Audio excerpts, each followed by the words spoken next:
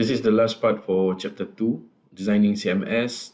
The topic that we're going to discuss is designing template, designing personalization, and designing workflow and staffing model. So what is the template? Template is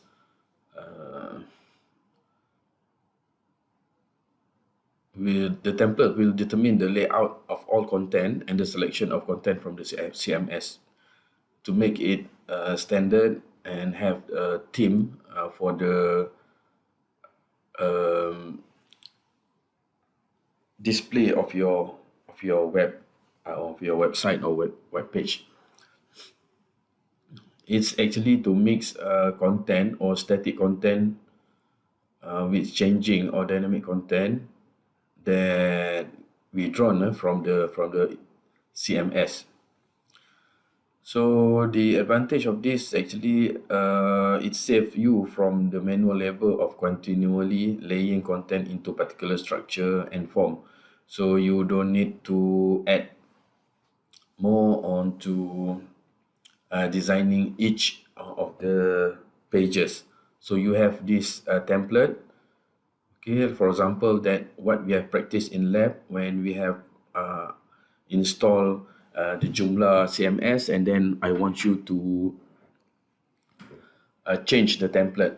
So the design is going to be standard with the theme, with the right color throughout all of the pages. And then suddenly you want to change the environment or the display of your web page. You just change the template and everything is changed instantly. So that is the use of a template. So there is a various type of templates. Okay, we have page template, we have component templates, and then we have a navigation template.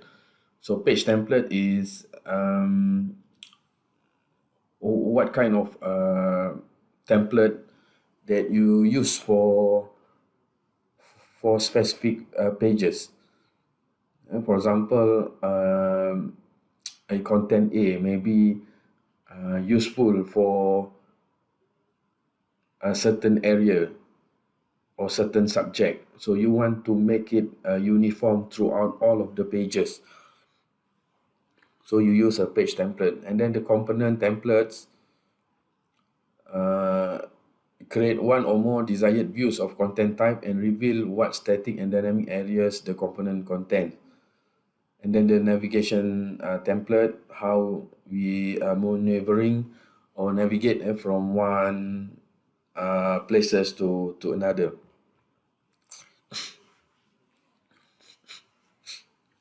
That's the reason why we're using a page template to modularize the production of the publication note, as to standardize the presentation of a particular types of note. Right? By using a template, you ensure that notes of certain type always look a certain way. So throughout all of these pages is going to be standard and same.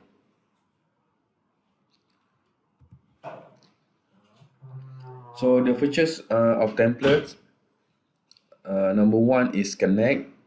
They must have the appropriate programming code for accessing the external system. For example, credit card transaction system may require a complex and highly secured log-on routine for the template to connect to it all at once. And then we have a query. The template must know how to get data out of the external system. For example, the credit card system may use the common structure query language for data access after the template connects to it. Okay, if you do a PrestaShop or Magento or OpenCard, okay, there is a template of payment. But if you want to use PayPal, for example, I have maybe you guys already heard about a PayPal. Is a payment gateway. So the payment gateway have its own template. So you must know how to connect to the payment gateway. So payment gateway process all of the payment and everything related to it, including banks, a credit card, and then connect back to your web page. So you are supplying the data, and there is a form. So the form, either you create the form or you're using template that being provided by the payment gateway. And then after everything is done. So that is a response from the payment gateway and send it back to your web page. So the transaction is complete. This is an example of situation where we are using a template. So mixing the static and the dynamic. So element of web page that shows static and dynamic areas. The overall context of the page, static text and media areas of the page, dynamic navigation areas, dynamic content areas. Let's see this one. Okay, as you can see, this is a static, and this is the dynamic navigation, and this also the dynamic navigation. When we put a template, this is the content, and this is also the breadcrumb. Okay, and this one also a breadcrumb, and this is dynamic navigation, means that it keep changes depend on the page template. Okay, and also this one, but the header that have a static breadcrumb, this one about plan, this is a static, this is changing, so it is called dynamic. So the template will use to mix up all of these things. Okay, look back at Joomla. How do you want to manage your page and everything? You will find, okay, you will find how the navigation and menu have been displayed. Okay, and this one also an example of static and dynamic.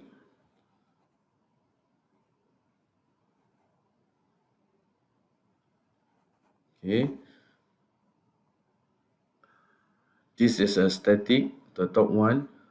So the bottom one is dynamic, is change depend on the personalization. Maybe we're going to cover the personalization. This is the when you do a research or do a searching, for example, a destination. This is example of asia.com, and then your IP address is located to a Malaysian locality. So they suggest all of these destination from Kuala Lumpur to Lombok to Busan. So that means this thing is dynamic and keep changing. Okay, you think aasia.com will update the website every day? No, they only the content writer or person who in charge for the content update through the website. Okay, there is a user. That is why when I want you to do a Joomla, I want you to do the Joomla, and then you must have an administrator account, and then you have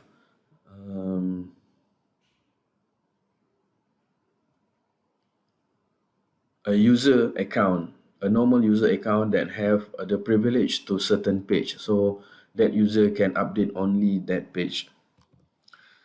Okay, this is another example.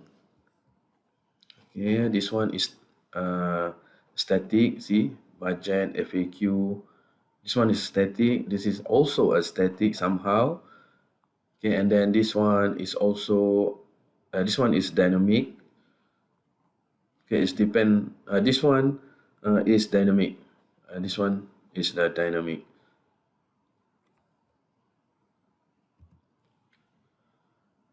Okay, the second part is designing personalization.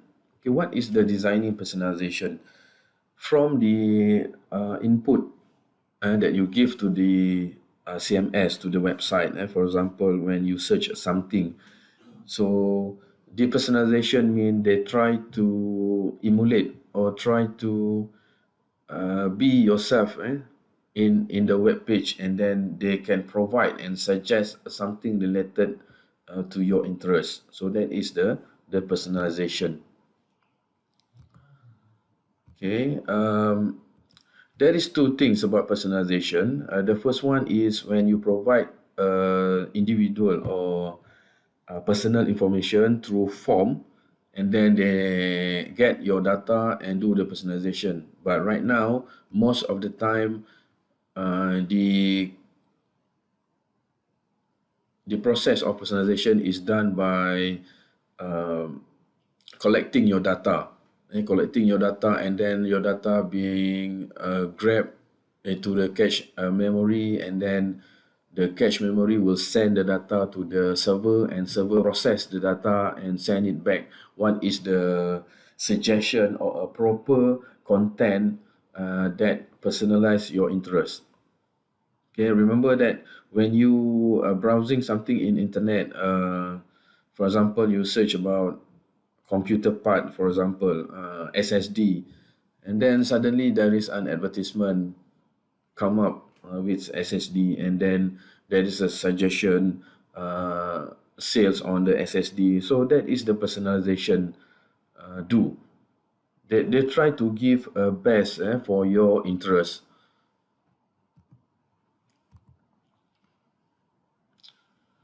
So personalization, like I said before, actually it's a collect data about the user, match that data to the content, and then deliver the content within the standard context.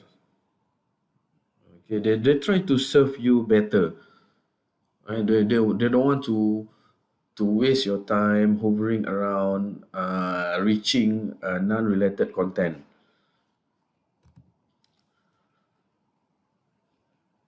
Okay, types of transaction may be recorded. So this is just an example. You can read it. Okay, domains where we can use personalization. This is an example. Almost everything right now, e-retailer especially, e-commerce site, and then financial portal content, help desk or online technical support. You go to Tom's Hardware, for example, if you want to uh, find related to Windows 10 problem, and then, for example, you have a blue screen, and then there's a suggestion underneath of your first result, how users resolve or solve this problem. So that is another option the website give it to you.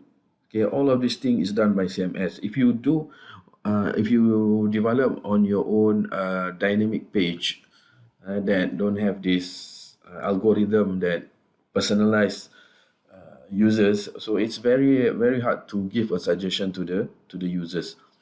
And then we have a gift recommendation, music, movie, book, and a travel, of course. If you go to booking.com, if you go to tripadvisor.com, okay, there's a suggestion and suggestion that give you which place to go and some sort of that. So why is the need of personalization? Okay, let's see the graphic on top right of this page.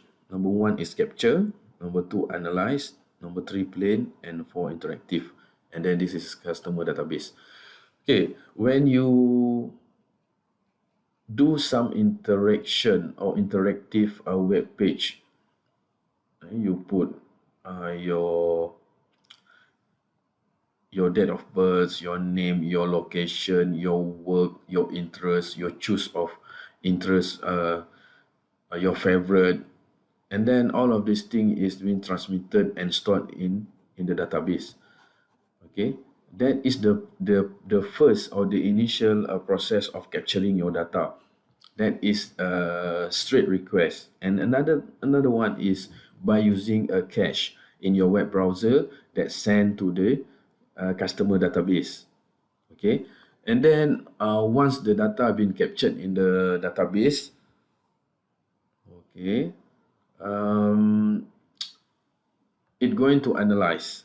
So analyze, there may be you used to analyze it manually beforehand. It is manually, but right now we have some sort of algorithm, okay, some sort of analytics, and then Google also have these free services. We call it a Google Analytic. They can use all of the captured data to analyze what is the interest of the users, and then they provide the suggestion, and then you, as a business or e-commerce or e-retailers, you will come up with the plan. So the plan, how we want to convince user to buy this product, to gain more information, by interactively provide sales and provide a data requisition, and then the process keep circling around, okay, until you buy something from them. So that is one example that use in e-commerce. That is how important the personalization. Remember when you add your email, and then you have almost periodically, maybe every week, almost sometimes every day, they send a promotion, right? Okay, so that is how the process is done, in this online process. So that is the need of personalization of the e-commerce. And then we discuss on next is basic type of personalization. We have a profile based personalization. Okay, we have a behavior based personalization, and we have a campaign based personalization. Okay, let's discuss with the profile based personalization. I already discussed with you earlier. When you provide all of the information to the um, a business application or a web, a CMS, and then when you log in, for example, and then you have all of these things related to you. So that is the profile-based personalization. And the second one is behavior-based personalization. So behavior-based personalization is how the data analysis uh, analyze your behavior towards your history of navigation, especially in a cache of the web browser. They capture all of the information, and then they try to personalize. Okay, maybe you interest in the red car. Okay, you interest in the SUV, for example, and then if you're browsing a website that consists of the automotive. Okay, you maybe go to carlist.com.my or Karsam, even mudah.my. They're going to personalize this, and then they have all of this recommendation and suggestion. So that is the behavior-based personalization. And the campaign-based personalization is a planned content push to user who meet certain criteria. For example, to push information about an upcoming event, that being identified that from your personalization that you give on the first step, if you interest on that particular things, and then they just give these personalization. We call it a campaign based personalization. Okay, that is the three basic type of personalization. So we move to the need of a customization. Why we need a customization?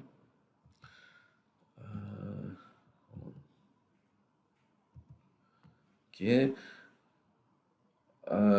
Before this is personalization, and right now is a customization. Customization is actually try to drill down or try to be more specific or prioritize the content. It's a user control content, and it's customized look and feel for each user. So uh, you are given a username and a password to use the web page. Okay, to use the web page, and then you are somehow freely to customize your page. Okay, this is okay. We look at the e-commerce point of view. For example, if you are a seller in Shopee, for example, so they give you a basic template, but you as a seller, okay, you need to customize based on your product, okay, based on your advertisement, okay, graphic. It's up to you. How do you manage the communication between you and the user? Is depend on you. You are using their some sort of web application, but it is under the content management system, for e-commerce, and then you sales that product. Okay, so you need to pay some commission, some pre-registration fee is around 500, I think, and then the commission to the Shopee for the successful transaction. Okay, that is easy for you. You don't need to care about the traffic congestion of your website, your security, everything is done, and you need to set up on your own. So this one is can be categorized as a customization. Personalization and customization is two different things, right? So the categories of customization, we have a user interface, we have a layout, we have a style, we have content, and we have a preference. So it's more on this category. Okay, I can give an example, like I said before, customization of e-commerce website in Shopee. Okay, is personalization needed? Where will it not work? Oh, it's depend. Okay, but you need to consider a few elements such as privacy or ethical issues, whether it is invading the privacy of your user. Okay, and then inconsistency of the active user. Somehow, you're going to visit back the web page later on this month or next month and maybe next year. So all of these things, um, somehow it's look like not working very well for personalization.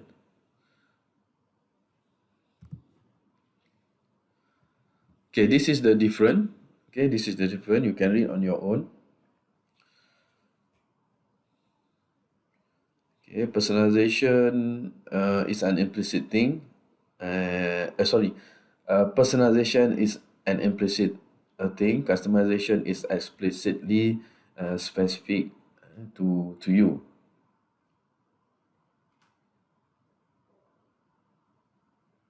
Okay.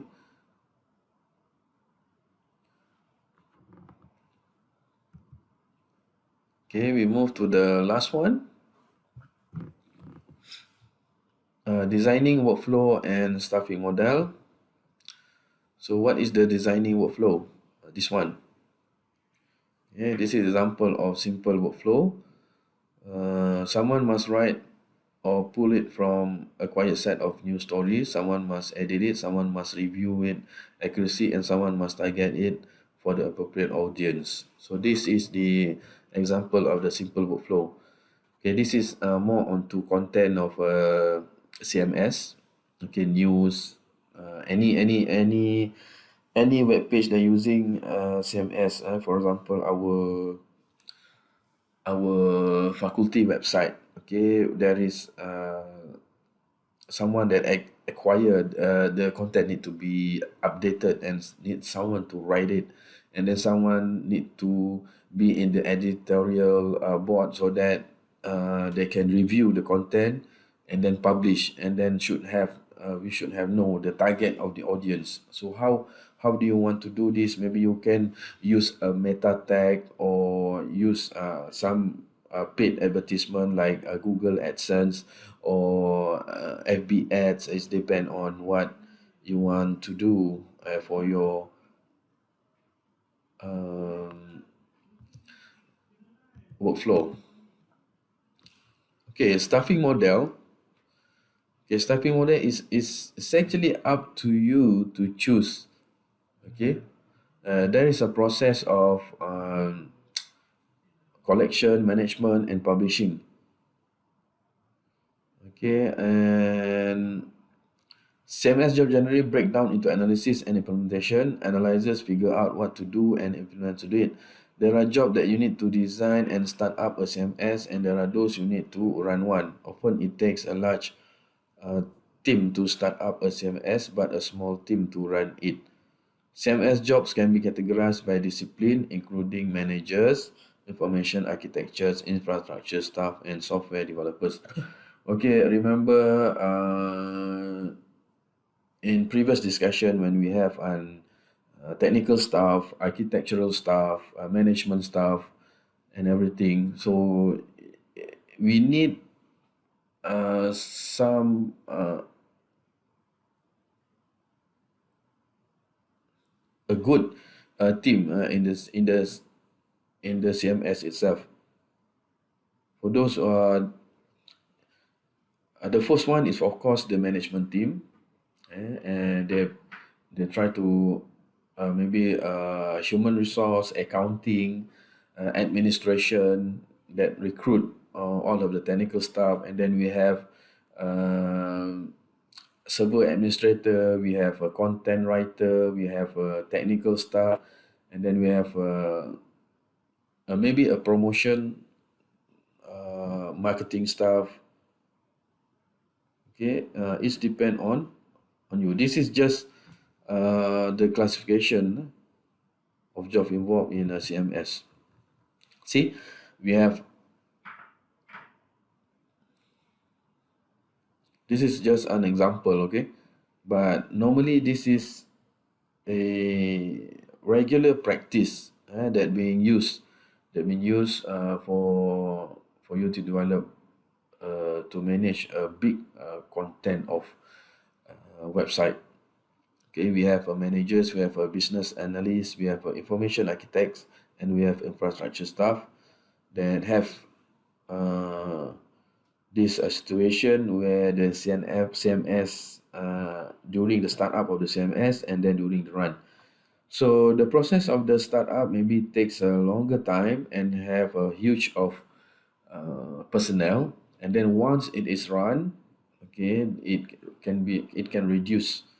You know, maybe we can discard the developer to move to another project. There is a very certain aspect that you need to consider. Either you are doing it in house, so that means you and your company have this team that going to design and develop CMS during the startup process, or you may hire a vendor to do that, or a supplier or software house to do that, and then you pay a certain amount of contract, and then once it is run, it's going to be run by you, and then maybe you have this contract for customer support, instead of let them develop truly all of the content of your web page. Oh, it's depend on you. Okay, still we have software developers, we have application staff, we have content processing staff, content creation staff. Okay, right. So why we discuss this the staffing models? Remember, when you going to work in the real environment, you must know your job responsibility. So on that thing, okay, I want to put all of this thing, and then you need to write a report that related to these job responsibilities in your project. Okay, I will discuss the project later. Okay, make sure you treat your project activities like you are working in a team of a developer. Okay, Responsibility staff, okay, you can read it. Same thing. Okay, content manager responsibilities, fully understanding the discipline, leading the planning and execution, representing the needs of the CMS and representing the need of the CMS. Okay, this is the content manager responsibility. You can read. Project manager responsibility. Okay, manage the project staff, budget, create and enforce a project plan. So